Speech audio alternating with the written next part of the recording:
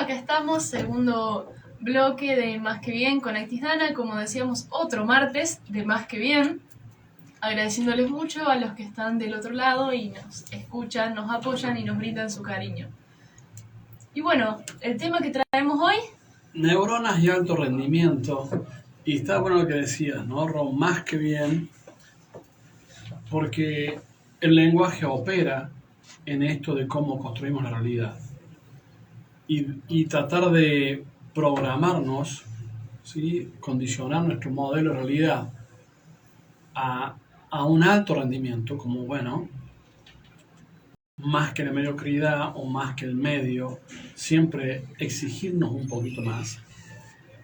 Ayer veía una entrevista que le hacían a Arnold Schwarzenegger, que era muy amigo de Muhammad Ali, o Cassius Clay, quizá el mejor boxeador de la historia, y que le preguntaban a Cassius Clay cuántos abdominales hacía.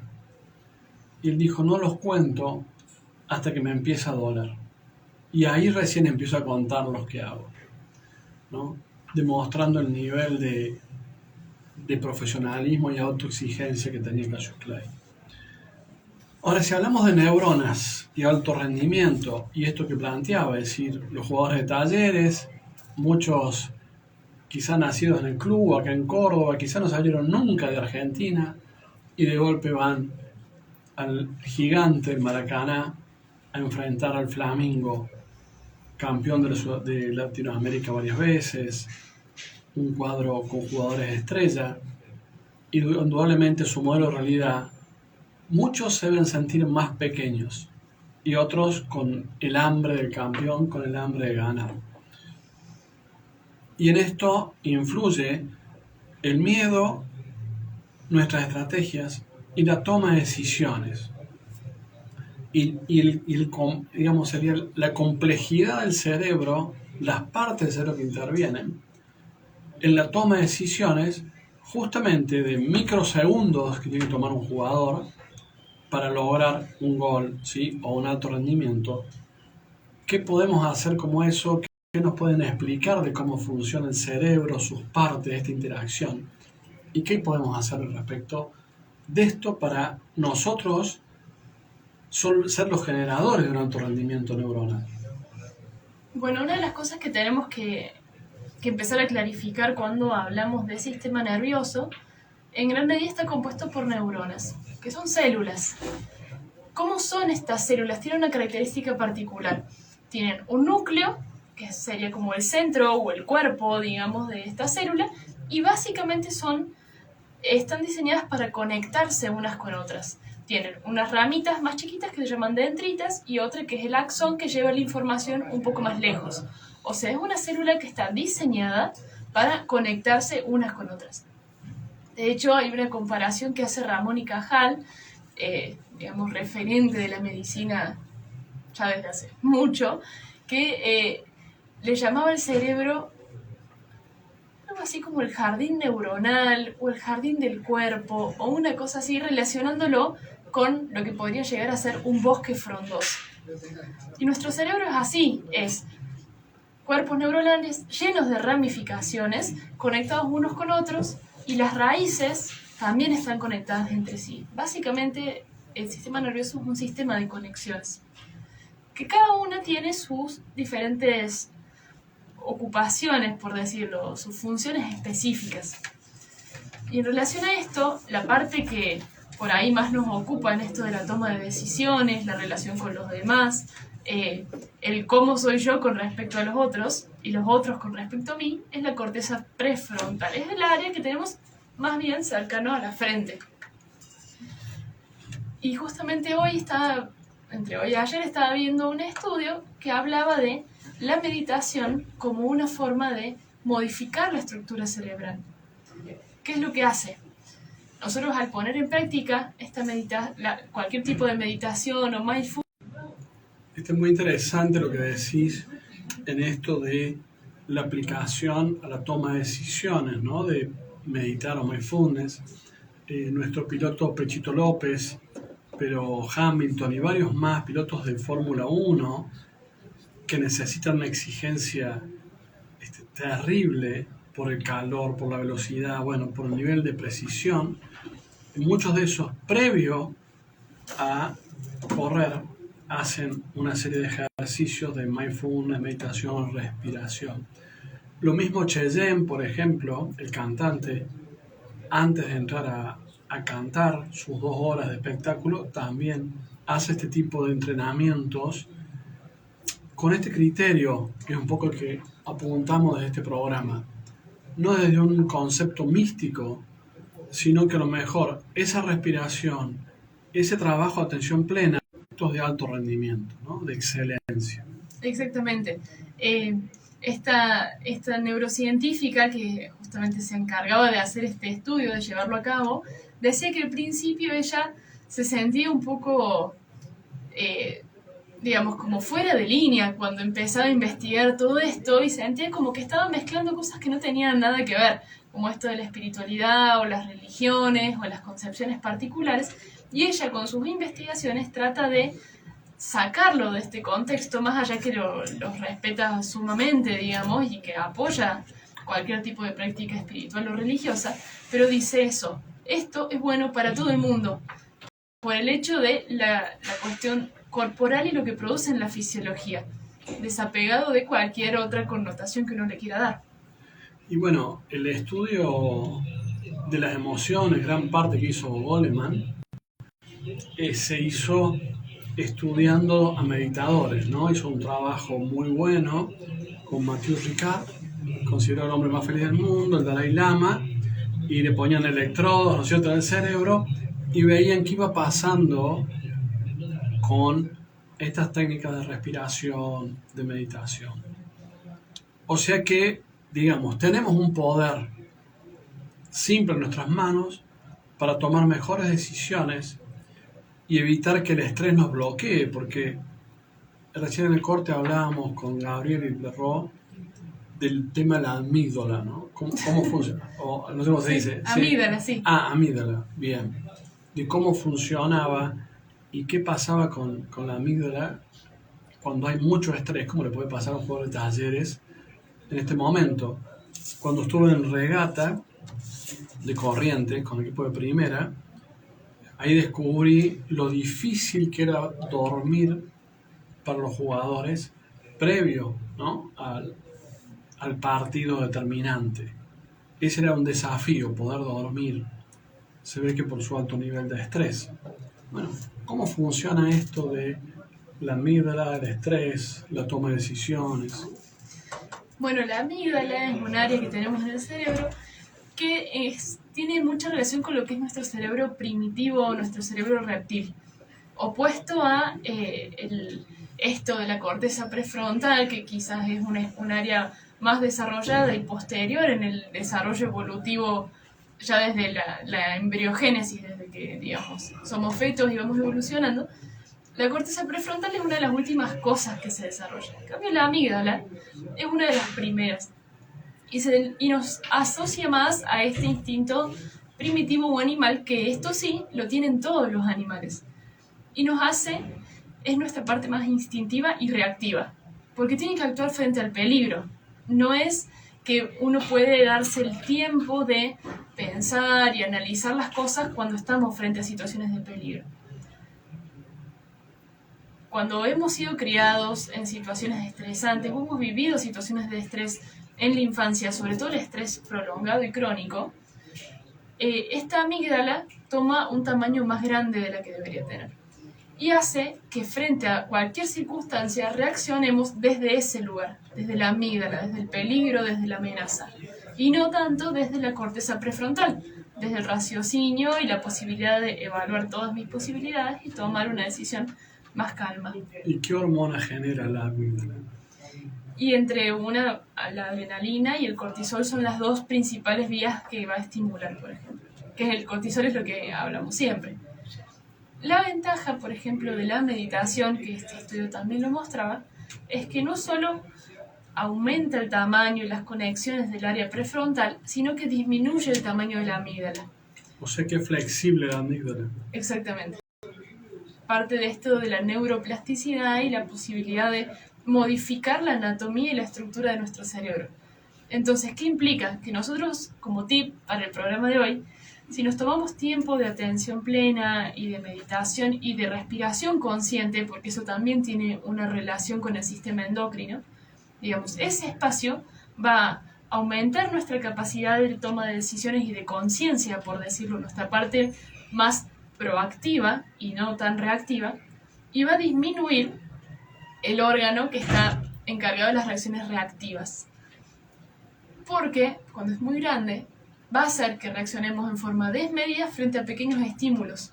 Obviamente, si hay una situación de peligro, vamos a salir corriendo, vamos a hacer lo que tengamos que hacer. El tema es no reaccionar en forma desmedida frente a un estímulo que no lo requiere, que generalmente es en la forma en que vivimos. Y bueno, me parece que en eso es tan importante, especialmente, poner situaciones de contexto para que justamente nuestro cerebro se acostumbre al estrés. Por eso, la otra vez hablaba con un entrenador de fútbol y me decía que un jugador de fútbol, por ejemplo, para que llegue a su nivel máximo de explosión, tiene que tener por lo menos unos 4 o 5 años en primera. Por eso a lo mejor uno veía un juvenil fabuloso, pero decía, hace falta este entrenamiento de la experiencia para poder formar el mapa, tanto mental, como el soporte neuronal, que evite que se dispare a lo mejor el miedo, el estrés, el miedo escénico. Me parece que podemos entrenar mucho nuestro sistema neuronal para alto rendimiento. Gabo, me parece que hay muchos ejercicios que vos trabajás.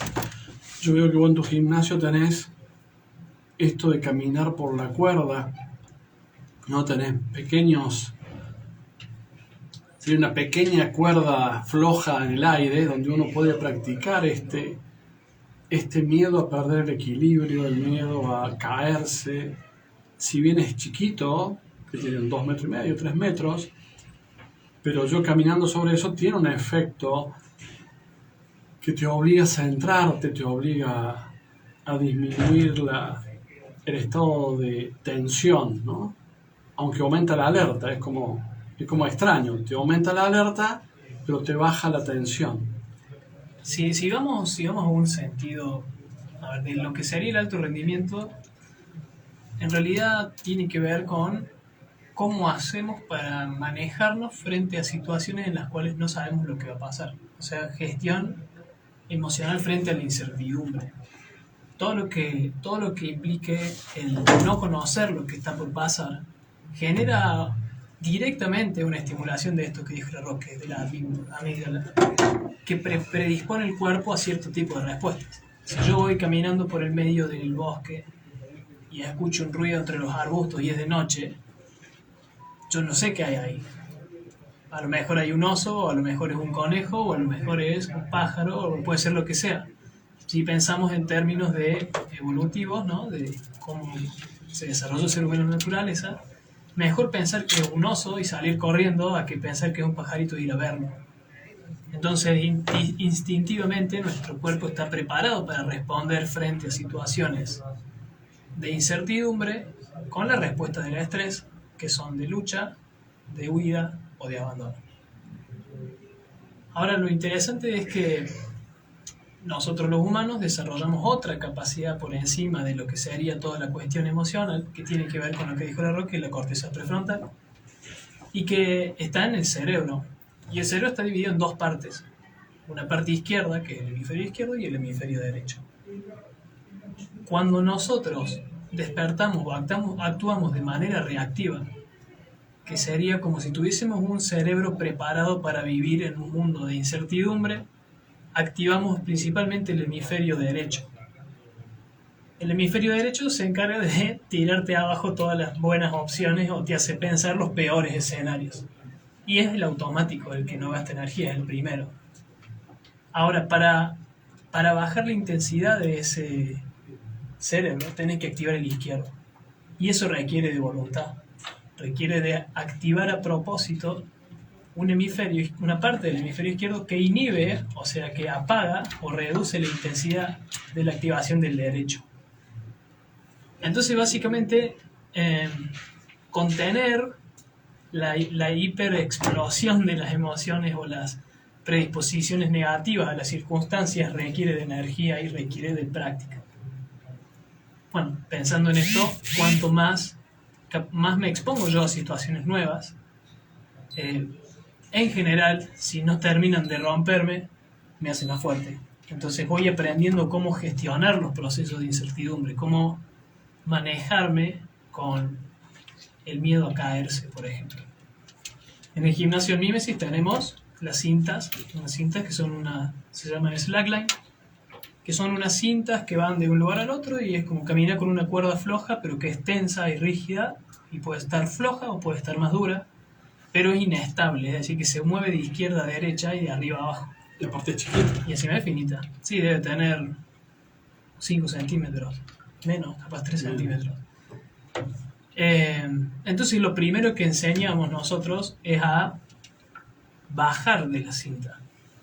Entonces el objetivo es, pongo un pie en la cinta, me paro en la cinta y bajo. Me paro en la cinta y bajo. Me paro en la cinta y bajo. Entonces lo primero que haces es sacar un escape. Teniendo una escapatoria, ya podés meterte en una situación de estrés sabiendo cómo salir. O sea, le enseñas le das una certeza al cerebro. Exacto, le das una certeza de que en cualquier situación en donde todo se salga de control, haces esto y saliste. Es un escape. Y volvés a un lugar seguro. Volvés a un lugar seguro. Exactamente. Entonces, bueno, la clave está en eso, en ir entendiendo cómo desde mi seguridad me expongo hacia ciertos lugares de incertidumbre, pero después puedo salir. Y puedo volver a entrar, y puedo volver a salir, y puedo volver a entrar, y volver a salir. Cuando entro en la incertidumbre, ¿por qué es incertidumbre? Porque yo no sé lo que pasa. Pero cuando estoy metido adentro, empiezo a absorber información. O sea, investigo lo que pasa. Me siento encima de la cinta, entiendo para dónde se mueve, entiendo dónde está mi peso, entiendo cómo distribuyo el peso sobre los apoyos, o cómo muevo la cabeza, cómo muevo los brazos, o cómo me equilibrio. Entonces investigo el escenario en donde me estoy metiendo, que no sé cómo funciona, y cuando salgo le doy orden, le doy forma a lo que experimento. Y así es como aprendemos. Nos metemos en un lugar donde no sabemos nada, no entendemos nada, y después salimos y articulamos, y volvemos a entrar, y volvemos a salir, y volvemos a entrar, y volvemos a salir. Pero todo proceso de entrar en un lugar que te pone en jaque y te desestabiliza tu estructura y tus comprensiones de las cosas, en general produce estas respuestas en relación al estrés que son emocionales, distintas emociones, distintas sensaciones. Parecen muchas cosas nuevas que en cierta medida necesitamos estructurar para poder operar sobre ellas. Bueno, estamos abordando temas interesantísimos. Lo que estás contando, Gabu, me hace acordar a John Grinder, cuando el gran John le pregunta en un momento, en un seminario en el que estaba presente, le dicen si él se entrenaba, se preparaba o estaba siempre pensando qué podía suceder, y con su sabiduría inigualable dice John: yo no estoy preparado para nada y por lo tanto estoy preparado para todo.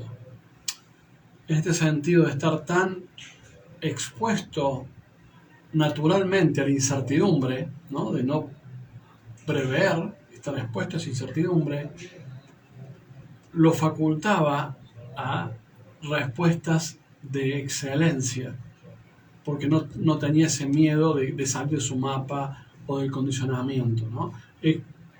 Cuando contaba esto de cómo se paraba a alguien sobre una soga y eso le generaba un feedback de retroalimentación, me vino la imagen de John decir: bueno, no estoy preparado para nada, estoy acá en la cuerda floja, ¿sí?, abierto a el equilibrio o lo que tenga que hacer. Bueno, no sé si están así, pero me vino esa imagen, ¿no?, del estar abierto y expuesto a la incertidumbre. El abrirnos a la incertidumbre nos daba un sistema de alto rendimiento, en vez de estar cerrado a la incertidumbre.